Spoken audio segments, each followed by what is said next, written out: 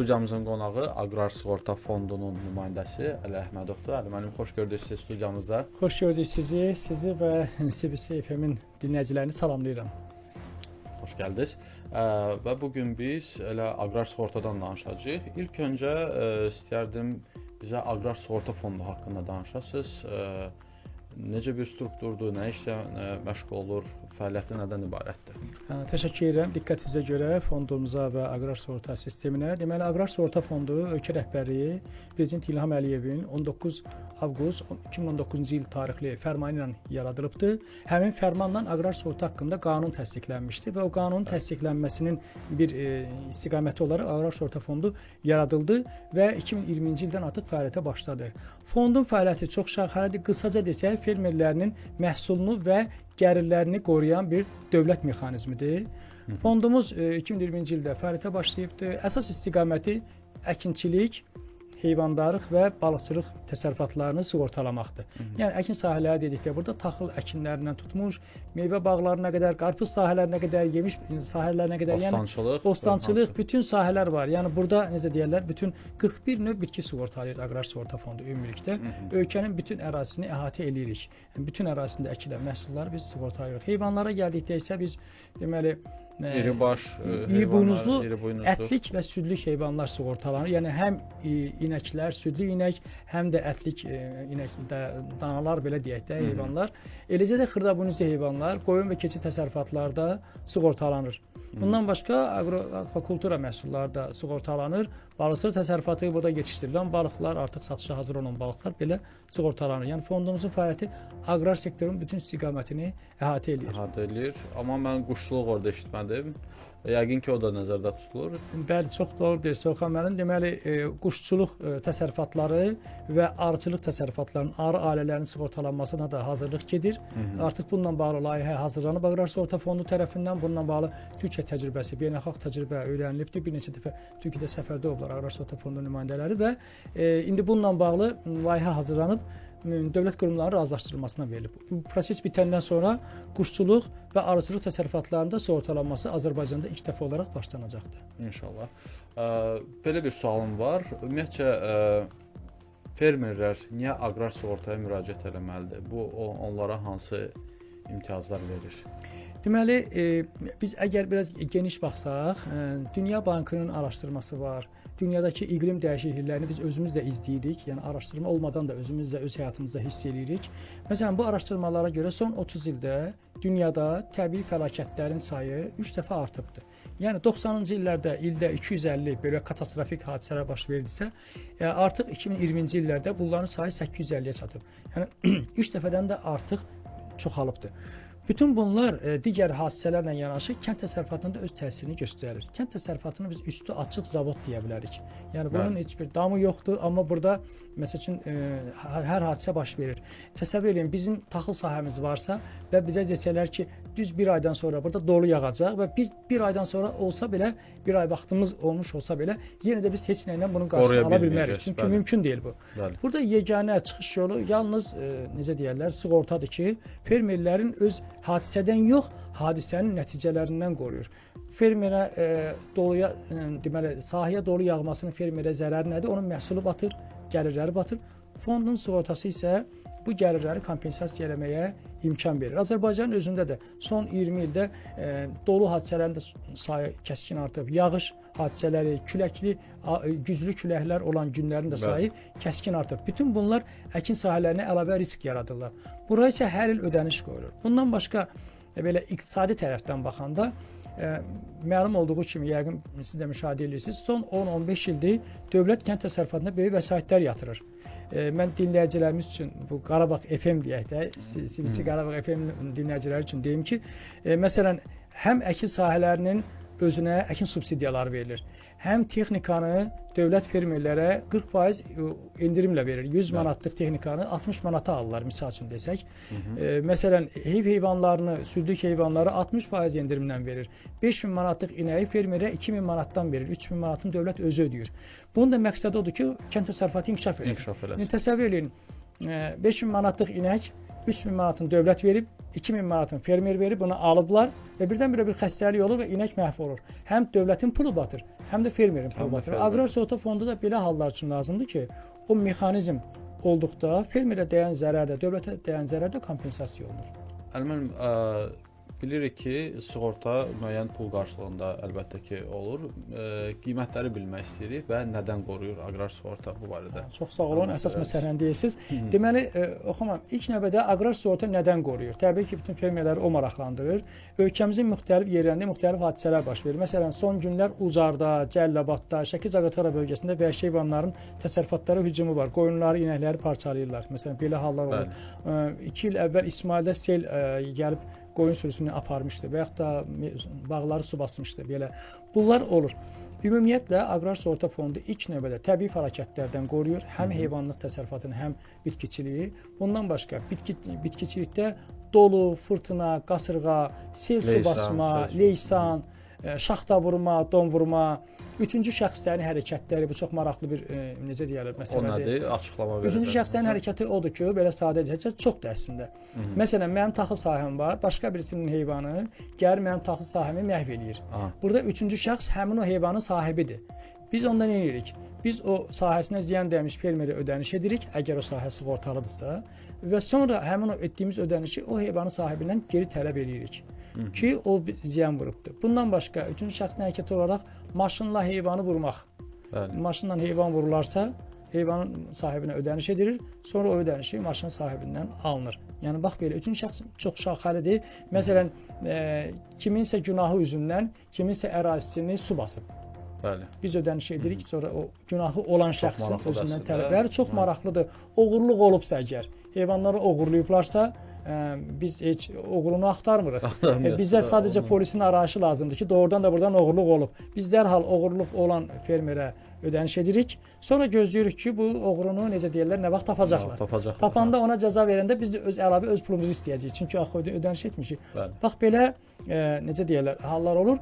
Heyvanlarda isə biz əsas yoluxucu xəstəliklər, bunlar əsasdır. İlan və həşərat sancmasından ölüm, bundan başqa yanğın hadisəsidir, zəhərlənmədir. Bütün bunlar digər risklər də var. Yəni, bütün bunlar, əsas risklərimiz bunlardır bizim. Heyvanlar bu hallardan sonra, bütün əsas risklərdən... Yəni, demək olar ki, bütün, dediyiniz kimi, bütün əsas risklərdən qoruyur. Bəli, bəli. Yeganə olaraq bitkiləri biz quraqlıqdan qorumuruq. Çünki quraqlıq riski çox böyükdür. Fondumuzun buna gücü çatmaz, necə deyərlər. Həm də ki, dəmiyə ərazilər var, torpaqlarda, bizim dinləyicilərimiz üçün deyil, var dəmiyə və suvarılan. Suvarılan torpaqlarda quraqlıq heç vaxt olmur. Dəmiyədə də adam əkəndə artıq bilir ki, bu yağışın, necə deyərlər, suyu ilə yetişəcəkdir. Ona görə də o artıq əvvəlcədən bunu bilir. Beləliklə, bu sığortaladığımız risklər... Çox böyük bir hissəsini əhatə eləyir. Bəli, bəli, çox böyük hissəsini, əksər hissəsini. Ümumiyyətlə, fondumuz, aqrar sığorta mexanizmi Azərbaycandakı, biz Türkiyə modelindən, təcrübəsindən istifadə eləmişik. Öz növbəsində Türkiyə İspaniya modelindən istifadə edib. İspaniya isə Kanadadan, təsəvvür edin, Kanada, İspaniya, Türkiyə sonra bizə, hazırda bizdə ən təkmil model demək olar. Məlumat üçün deyim ki, hazırda Azərbaycan təcrübəsindən Qazaxıstan və Özbəkistan da öyrənir, tətbiq eləmək istəyirlər. Aqrar sığorta fondu ilə onlar arasında bir razılaşma var. Bizim təcrübəmizi orada tətbiq etmək üçün. İndiyə qədər böyük ödənişlər vermişik, 20 milyon manata yaxın ödənişlər vermişik. Bunun 3 milyonu heyvandarlıqdır. Qiymətlər gəlincə elə qabaqladınız məni. Bəli. Sığorta haqqı nə qədərdir? Sığorta haqqı o qədər kiçikdir ki, hətta bəzən inandırıcı olmur. Hətta biz özümüz fermerlərə məlumat verəndə qayıdıb təzədən hesablayırıq ki, görəsən düzmü dedik bu rəqəmi, o dərəcədə kiçikdir. Təsəvvür edin, siz hansı bölgədənsiniz? Misal üçün Gəncədən. Gəncədən. Məsəl üçün Gəncədə... Yəni bölgələrə görə fərqlənir, düzdür? Deməli, aqrar sığorta fondu yaradılanda, ümumiyyətlə mexanizm yaradılanda bütün ölkədə ərazilər üzrə risklər araşdırıldı ki, ölkədə nə qədər dolu yağır, nə qədər fırtına olur, onun hansı hissəsi hansı regiona düşür. Məlum oldu ki, ölkədə nə qədər dolu yağırsa, onun 60%-i Qazax, Tovuz, Gəncə, Daşkəsən, Şəki, Zaqatala bölgələrinin payına düşür. Dağlıq ərazilər çünki. Ona görə də bölgələr üzrə dəyişir. Məsəl üçün, Yevlax rayonunda 1000 manatlıq taxıl olan 1 hektar sahə götürək, tutaq ki, orada 3 ton taxıl var, 1000 manat da onun ümumi qiyməti. Onun sığortası fermerə başa gəlir cəmi 7 manat 40 qəpiyə. Olduqca kiçik rəqəmdir. İl ərzində bu. Bəli, bəli. olduqca kiçik rəqəmdir. Nəyə görə kiçikdir? Əslində bu 14 manat 80 qəpikdir. Sadəcə sığorta haqqının yarısını Azərbaycanda dövlət dəstəyi var. Yarısını dövlət ödəyir. Necə ki traktor alanda pulun yarısını dövlət verirdi. Sığorta alanda da onun yarısını dövlət verir. Nəticədə fermer 7 manat 40 qəpik etiraf edir ki, 2 qutu siqaretin qiymətidir. Yəni bu dərəcədə kiçik məbləğdir. Üstün məhsullarını reklam eləməyək. Bəli, biz heç tövsiyə də eləmirik. Ondansa ona pul verməkdənsə gedib sığorta eləsinlər öz təsərrüfatlarını. Belə kiçik məbləğdir. Məsələn, Zaqatalada deməli Xaçmazda götürsək 6 manat 60 qəpikdir. Amma Zaqatalada sığorta eləsələr həmin o ərazini, bu artıq 19 manat olacaq. Qazaxda olsa 23 manat olacaq. 1 hektar ərazi üçün, yəni bəli, əslində biz 1000 manatlıq məhsul desək daha düzgün olar. Aha, Çünki elə hektar sahə var ki, ona fermer yaxşı baxır. Bəs onu necə müəyyənləşdirirsiniz ki, misal üçün orada 1000 manatlıqdır yaxud 5000 manat? Çox gözəl sual verdiniz. Heç bunu mütəxəssislərimiz bəzən vermirlər. Mütəxəssislərlə bağlı da sualım olacaq. Bəli. Deməli, ümumiyyətlə sistem necə qurulub? Sizin dinləyicilərimiz üçün də maraqlı olar. Hər bir fermer nəsə əkməzdən qabaq onu dövlətə bəyan edir. Elektron kənd təsərrüfatı informasiya sistemi var. Çox asan bir şeydir. Öz kabinetinə girir, bəyan edir ki, mənim 10 hektar sahəm var və mən buradan gözləyirəm, əkmişəm, gözləyirəm ki, buradan hər hektardan 3 ton olmaqla ümumiyyətlə 30 ton məhsul götürəcəm. Qiyməti artıq dövlət müəyyən edir ki, nə qədərdir. O hər il keçən ilin təcrübəsinə əsasən sadədir. Və belə deyək, sadə desək, bunun yığacağı məhsulun ümumi qiyməti bəlli olur. Onu biz vururuq həmin o bölgənin tarifinə və çıxır ki, tutaq ki, Yevlaxda 7 manat 40 qəpikdir. Bu ödəyir.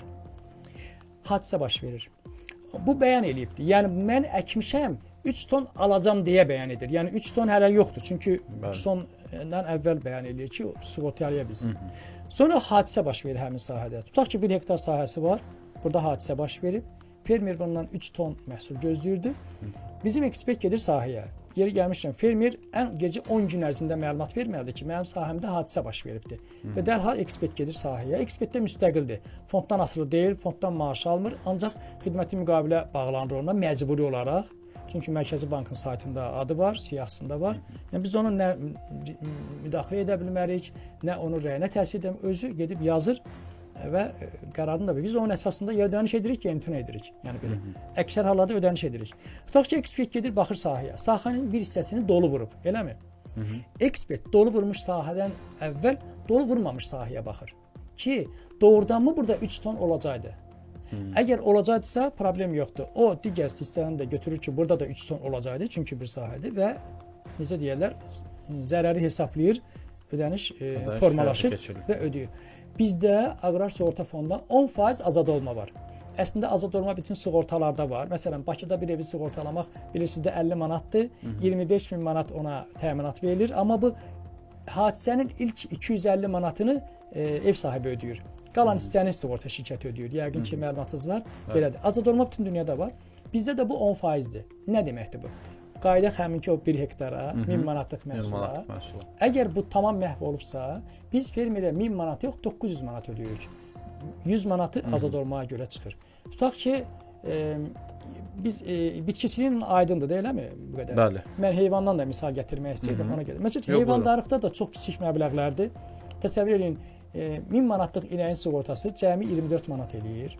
1000 manatlıq inəyin sığortası ildə bir dəfə 24 manat ödəyirsən. Yəni indiki qiymətləri gün aya daha doğrusu 2 manat düşür də belə baxanda. Çox sağ olun bu müqayisə üçün. Olduqca düz dediniz. Yəni fermerlər üçün də bu aydın olar. Daha sadə müqayisə var. 1 kilo yarım ətin qiymətidir bu. Yəni 24 manat. Amma onunla 1000 manatlıq inəyə il boyu sığortalamaq olar. Eləcə də 300 manatlıq qoyun və ya keçidən söhbət gedirsə, cəmi 7 manatdır illik. Təsəvvür edirsiniz, ayda cəmi 60 qəpik eləyir bu. Hətta ondan da kiçik məbləğdir və bundan sığortalamaq olar. Əslində bu məbləğlər böyükdür. Qoyunlarda 14 manatdır, inəklərdə 48 manat. Sadəcə yarısını ödədiyinə görə dövlət, fermerlər ona kiçik ödəyirlər. Məsələn, 1000 manatlıq inək sığortalanıbdır. Bu tələf oldu. Tutaq ki, onu ildırım vurdu və yaxud da tok vurdu, yəni elektrik enerjisi vurdu və yaxud da zəhərləndi, yaxud da ilan vurdu. Xəstələndi, öldü. Yoluxucu xəstəlik oldu, bəli. Bunlar müxtəlif hadisələrdən ola bilər, biz sığortalayırıq. Əgər onda belə bir hadisə olsa, biz 1000 manatlıq inəyə görə 900 manat ödəyirik. Və yaxud da 300 manatlıq qoyuna görə tələf olubsa, biz ona 270 manat ödəyirik. Etiraf edək ki, çox yaxşıdır. 7 manat ödəyirsən, sabah hadisə baş verəndə də 30 manat çıxıb 270 manat ödəyirlər. Bu çox yaxşıdır. Əlbəttə. ümumiyyətlə çoxsaylı risklərdən sığortalayırıq. Biz bitkiləri seçəndə ki, nədən sığortalayaq da, yəni necə dövlət qarşısında ki, təkliflər veriləndə ki, nəyi sığortalamaq lazımdır? Dövlətin özünün də maraqları var. Onlar ərzaq təhlükəsizliyinin ilk növbədə fikirləşirlər. Çünki taxıl sahələri var, texniki bitkilər var, günəbaxan var, qarğıdalı var. Bunlar öz yerində. Eyni zamanda ölkədən ixrac, ona dəstək vermək üçün meyvə bağlarını da sığortalamaq. Bilirsiniz ki, neftdən sonra ölkədə qeyri-neft sektorunda ən çox ixrac olunan mallar meyvədir, tərəvəzdir, bağlardan yığılan məhsullardır. Bu meyvə bağlarını sığortalama çox vacibdir.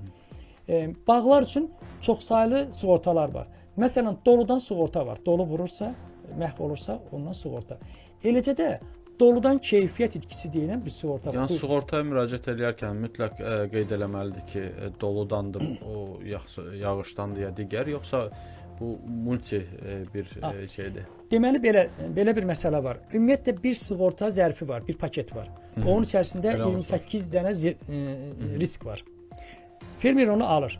Onun içərisində çoxsaylı hadisələr var. Amma bəzi hadisələr olur ki, o ayrıca verilir. Ondan əlavə fermer istəsə onu da ala bilər. Niyə görə belədir? Məsəl üçün ona da yəqin əlavə ödəniş eləməlidir. Bəli, hər riskin öz qiyməti var. Sığorta unikal sahədir. Burada hər şeyin öz qiyməti var. Məsələn, elə bölgə var ki, orada şaxta olmur. Biz bu şaxtanı bu zərfə salsaydıq, fermer onu məcburi alacaqdı. Şaxta olmayan regionda şaxtanın pulunu ödəyəcəkdi.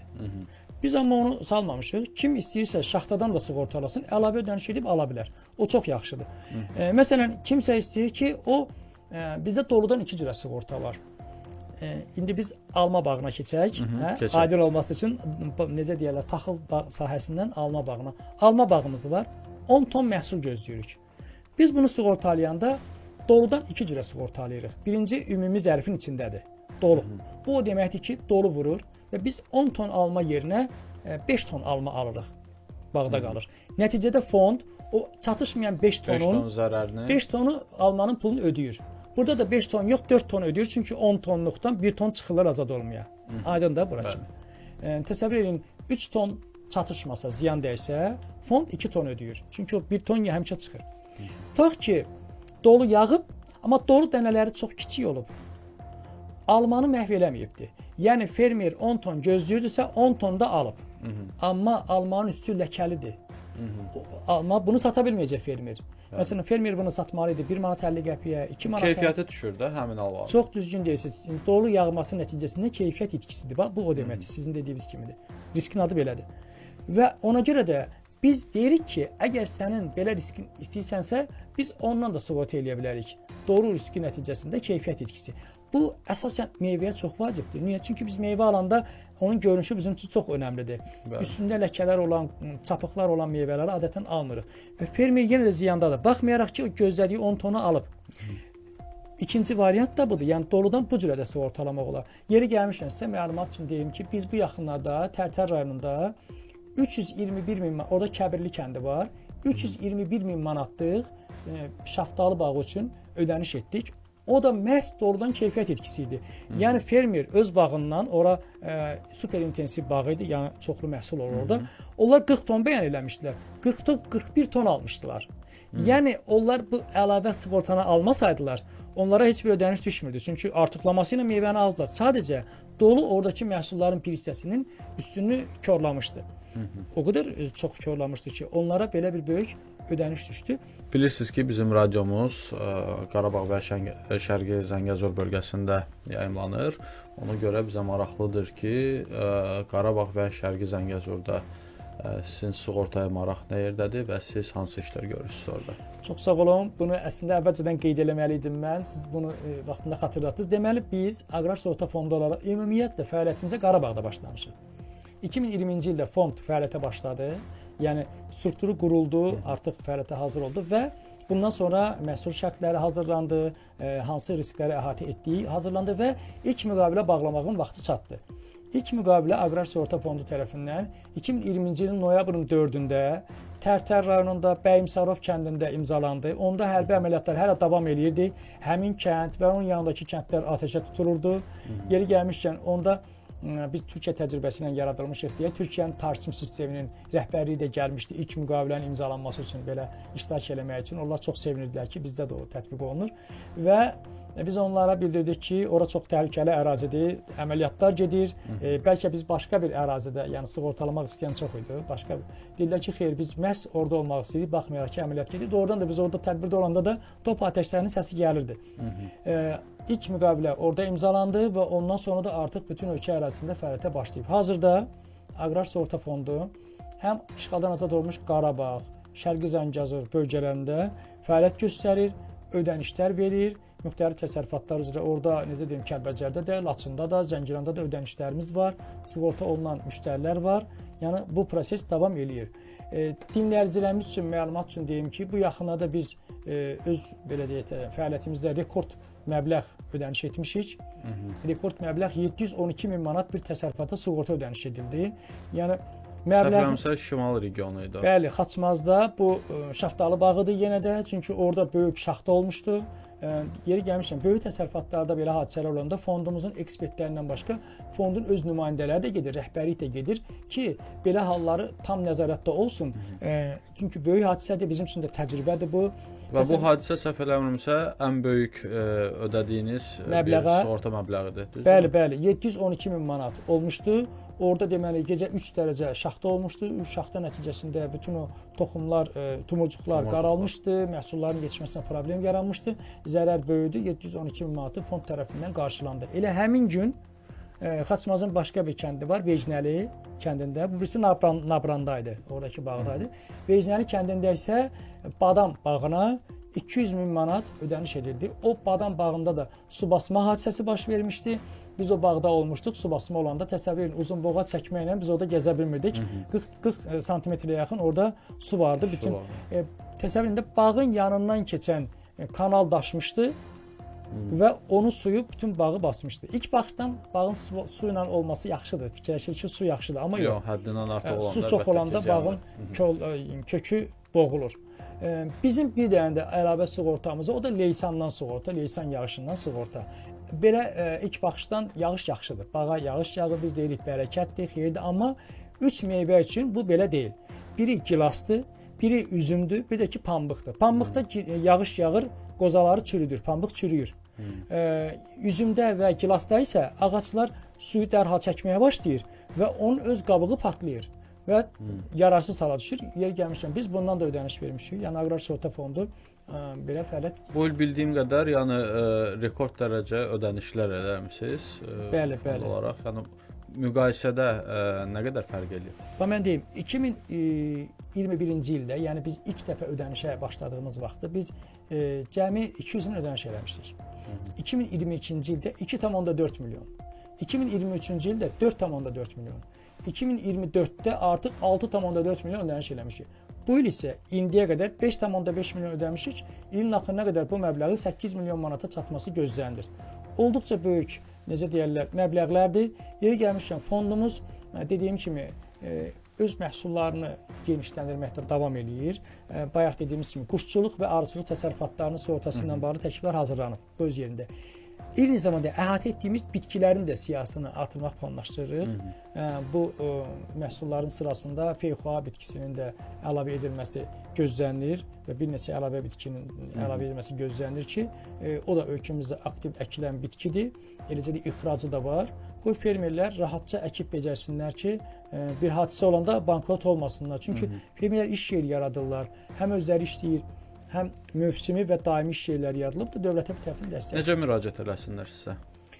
Aqrar sığorta almaq olduqca asandır. Heç yerə çıxmaq lazım deyil. 1651 yığırlar. 1651 yığırsa. Qısa nömrə. Qısa nömrə. Gecə saat 12-də də yığa bilərlər. Çünki əgər gecə danışa bilməsələr də səhər tezdən gələn kimi birinci həmin adamlara yığacaqlar. Onlara deyəcəklər ki, nədən sığortalanırlar, maraqlanacaqlar və onlar dedikdən sonra məbləğ onlara bildiriləcəkdir nə qədər.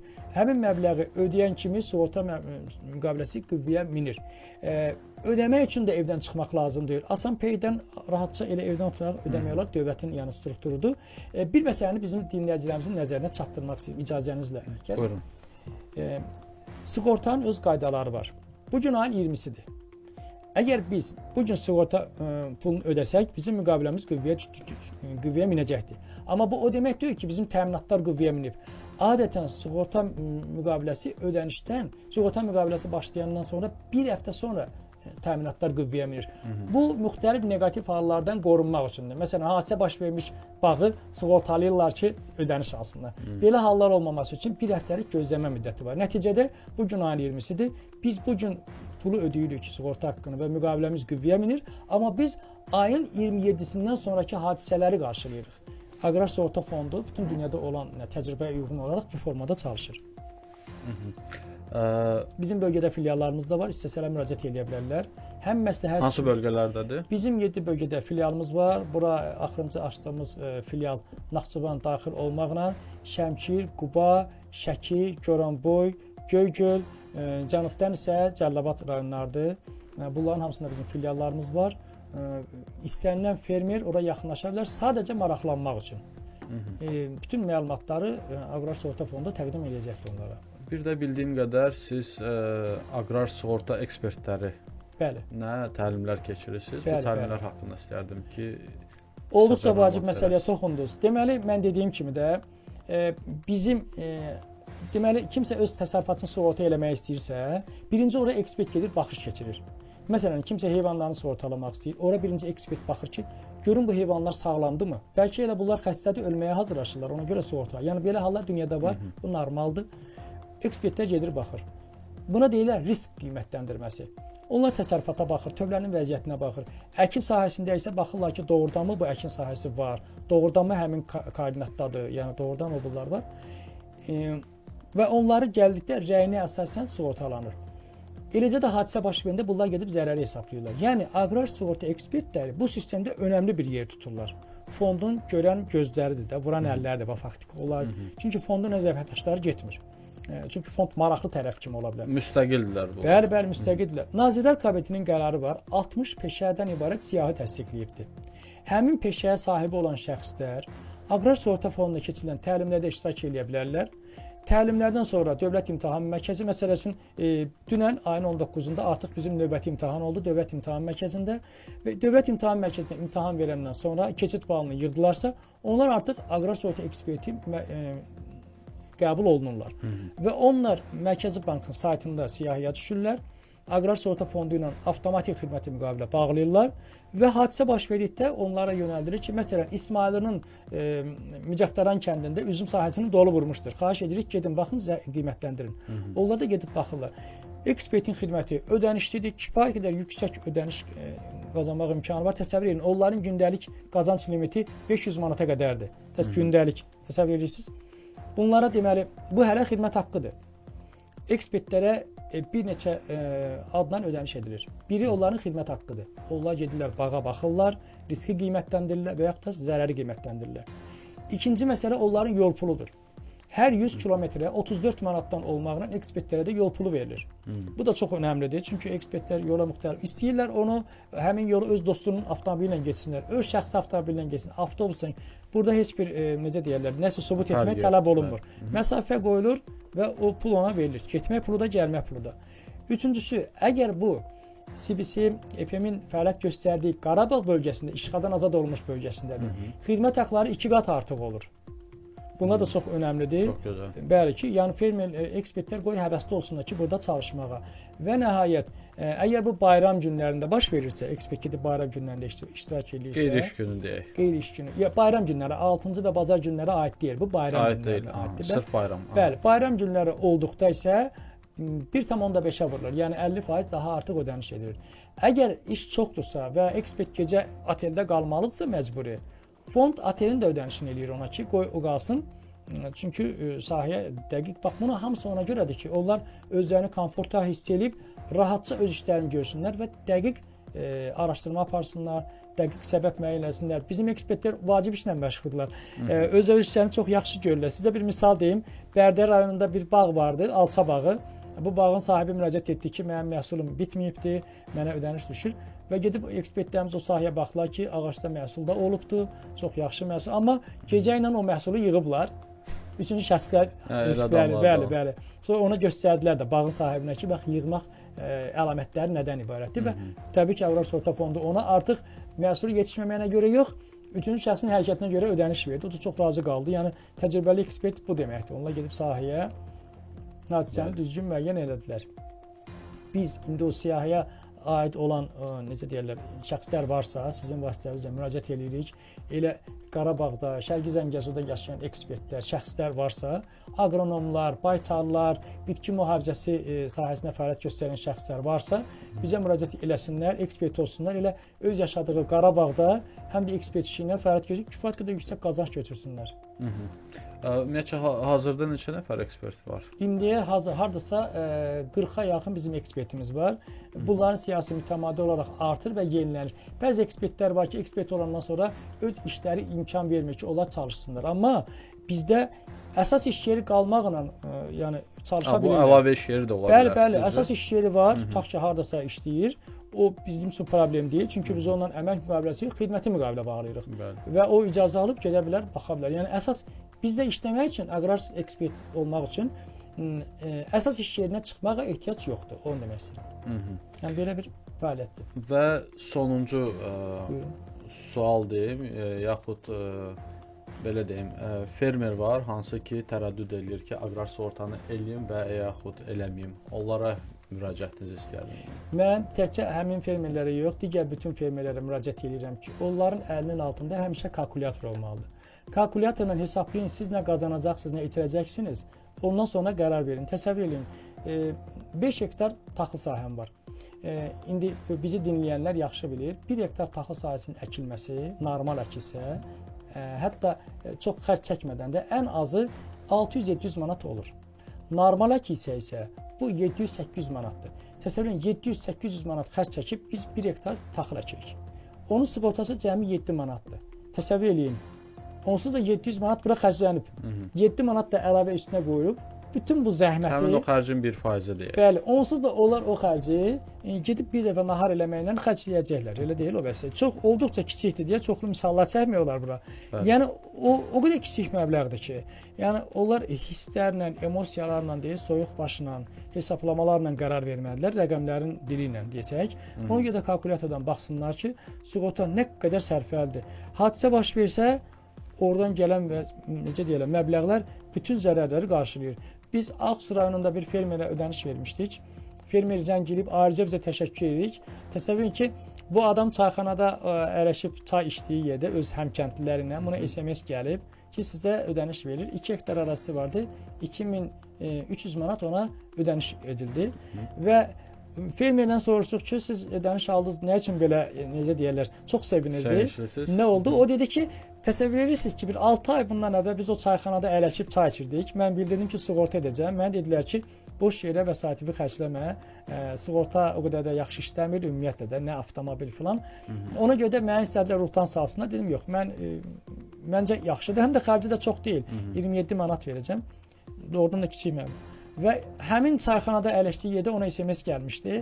Deyir, mən hamıya sübut elədim ki, haqlıyam. Çox maraqlı bir adam idi və doğrudan da dəfələrlə bütün kənddə də bildirdi ki, yəni baxın necə işləyir, kiçik məbləğ ödəmişdik. İbrətamiz bir hadisədir. Bəli, ibrətamiz bir hadisədir. Yeri gəlmişdən həmin kənddə çoxlu yemiş və qarpız əkilir.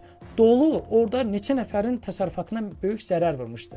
Və onlar sığortalamamışlar, təəssüf ki. İndi bu illəri onlardan yenə də sığortalayanlar oldu ki, artıq gördülər ki, sistem işləyir. Gördülər ki, sistem işləyir. Bəli. Sizə işlərinizdə uğurlar arzulayırıq. Hələ müəllim, təşəkkür edirik vaxt ayırıb studiyamıza gəldiyiniz üçün. Çox sağ olun, xoşdur. Xatırladım ki,